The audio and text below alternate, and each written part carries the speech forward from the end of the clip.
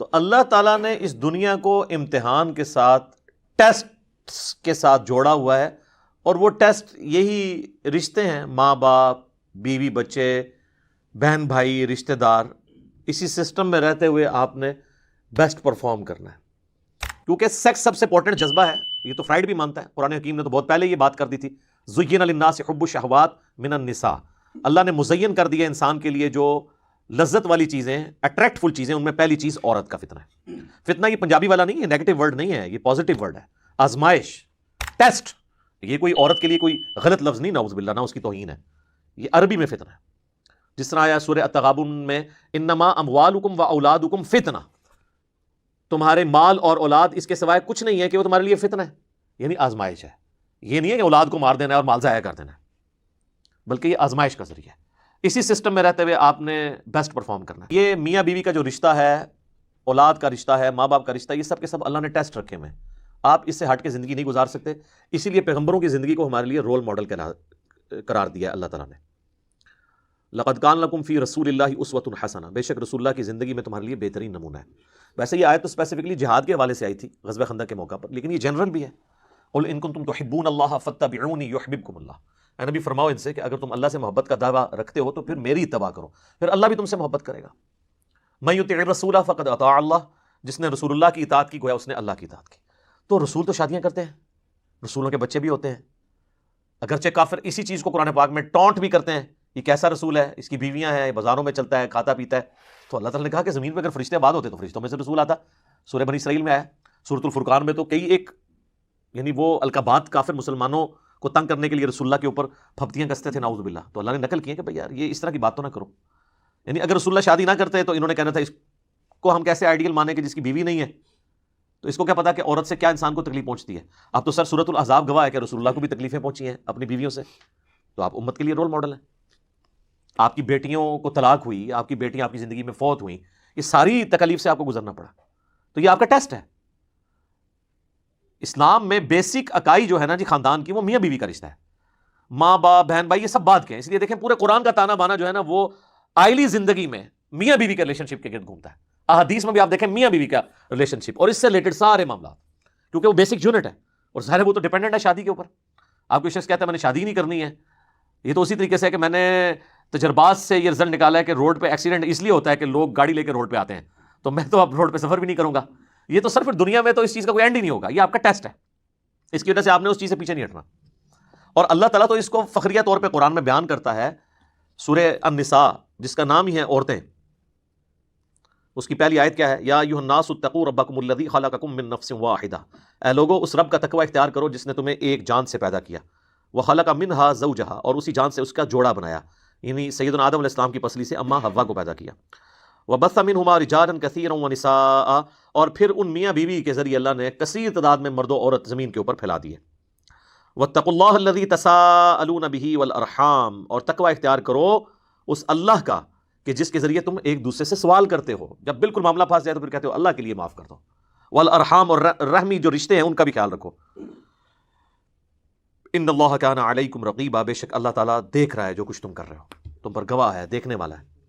تو یہ جو اللہ تبارک و تعالیٰ نے میاں بیوی کا ریلیشن شپ رکھا ہے اور ایک خاندانی نظام کا ہمیں پابند کیا، یہ ہماری آزمائش ہے. ہم اس سے جان نہیں چھڑا سکتے، اور اگر کوئی اس سے جان چھڑائے گا تو وہ پیغمبر کا راستہ چھوڑ دے گا. پیغمبر کا راستہ چھوڑ دے گا تو پھر وہ اس طریقے پہ نہیں مرے گا جو اللہ کی ریکوائرمنٹ ہے اپنے بندے سے. ہاں اگر کسی کی کوئی جینون مجبوری ہے، کوئی شخص ٹرانسجینڈرز میں سے ہے یا وہ سیکچولی ڈسیبل ہے، تو ظاہر ہے وہ تو شادی نہیں کرے گا. لیکن جس کے اندر استطاعت موجود ہے اور وہ فیملی کو سپورٹ بھی کر سکتا ہے، صرف سیکچوئل استطاعت نہیں، فائنینشیل استطاعت بھی ہو. کیونکہ بخاری اور مسلم دونوں میں حدیث ہے، اے نوجوانوں کے گروہ، تم میں سے جس کے پاس استطاعت ہو وہ نکاح کرے، کیونکہ نکاح کرنا نگاہوں کو نیچا رکھنے کا ذریعہ ہے اور تمہاری عفت اور عصمت کی حفاظت کا ذریعہ ہے. اور جو نکاح کی استطاعت نہیں رکھتا وہ روزے رکھ کے اپنی شہوت کو کنٹرول کرے. تو اس کا مطلب شہوت اس میں موجود ہے. وہ کون سی استطاعت ہے؟ جو نہ ہو تو نکاح نہیں کرنا، فائنینشیل استطاعت ہے. وہ تو انڈرسٹوڈ ہے، کیونکہ اگلے الفاظ کیا ہیں کہ وہ شہوت کو ٹھنڈا کرے روزے رکھ کے. تو اب اس کے پاس کون سی استطاعت نہیں تھی؟ وہ یہی استطاعت نہیں تھی کہ فائنینشیل سپورٹ نہیں کر سکتا. باقی وہ ایک جعلی روایت ہے، غریب آدمی آیا حضور نے کہا شادی کر، اور غریب ہو گیا، دوسری کر، تیسری کر، چوتھی کر، پھر امیر ہو گیا. سر اس طرح آج تک نہ کوئی امیر ہوا ہے نہ ہوگا. اللہ یہ ہے کہ کسی امیر عورت کے ساتھ کسی کی شادی ہو جائے تو اس کی کوئی لاٹری نکل آئے، ادروائز اس سے بندہ غریب تر کیا ہوتا ہے، بندہ رہ جاتا ہے بالکل۔ بخاری مسلم میں حدیث ہے، نبی علیہ السلام فرمایا کہ عورت سے 4 وجوہات کی بنا پہ نکاح کیا جاتا ہے، اس کے حسب و نسب کی وجہ سے، یعنی اس کا جو اعلیٰ خاندان ہے، اور اس کی خوبصورتی کی وجہ سے، اس کی مال و دولت کی وجہ سے، اور اس کی دینداری کی وجہ سے۔ پھر حضور نے فرمایا اللہ کے بندوں دینداری کو دیکھا کرو۔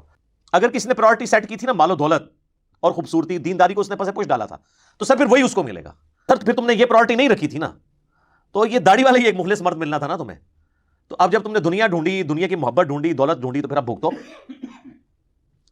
یہ دونوں چیزیں پیرلل میں نہیں چل سکتی کبھی بھی، یہ ذہن میں رکھیے گا۔ تو جو جس کی پرائورٹی ہوتی ہے وہ اس کو مل جاتی ہے، یہ ذہن میں رکھیے گا۔ ہاں ایکسیپشنز آر آلویز دیئر، وہ تو قرآن میں بھی آیا ہے۔ حضرت لوط کی اور حضرت نوح کی بیویاں وہ کافرہ نکل آئی تھی، بد کردار نہیں تھی، کافرہ تھی، تو یہ ان کے ساتھ بہت بڑا مس ہیپ اس حوالے سے دنیاوی طور پہ ہوا ہے، یہ ہو سکتا ہے۔ لیکن اوورآل وہی ہے جو اللہ تعالیٰ فرمایا نا کہ پاکیزہ مردوں کے لیے پاکیزہ عورتیں ہیں اور بدکار مردوں کے لیے بدکار عورتیں ہیں، یہ جنرل رول یہی ہے۔ تو جو آپ خواہش کرتے ہیں وہ آپ کو مل جاتا ہے۔ حدیث ہے بہت سینسٹیو، بخاری اور مسلم دونوں میں ہے، یہ مجرد زندگی کے خلاف۔ نبی علیہ السلام کی غیر موجودگی میں 3 اصحاب تھے، وہ امہات المومنین کو پردے میں ملے اور پوچھا کہ رسول اللہ کے جو معاملات ہیں وہ کیا ہیں۔ تو بیویوں نے یعنی بتایا کہ رسول اللہ تو ایک نارمل زندگی گزارتے ہیں، آپ علیہ السلام نفلی روزے رکھتے بھی ہیں، چھوڑ بھی دیتے ہیں، رات کو سوتے بھی ہیں اور عبادت بھی کرتے ہیں، باقی شادیاں تو آپ نے کی ہوئی ہیں۔ تو وہ اصحاب آپس میں گفتگو کرنے لگ پڑے کہ رسول اللہ تو بخشے بخشائے ہیں، سورہ فتح کی آیت ہے کہ اللہ نے اگلی پچھلی ساری اجتہادی خطائیں معاف فرما دی ہوئی ہیں۔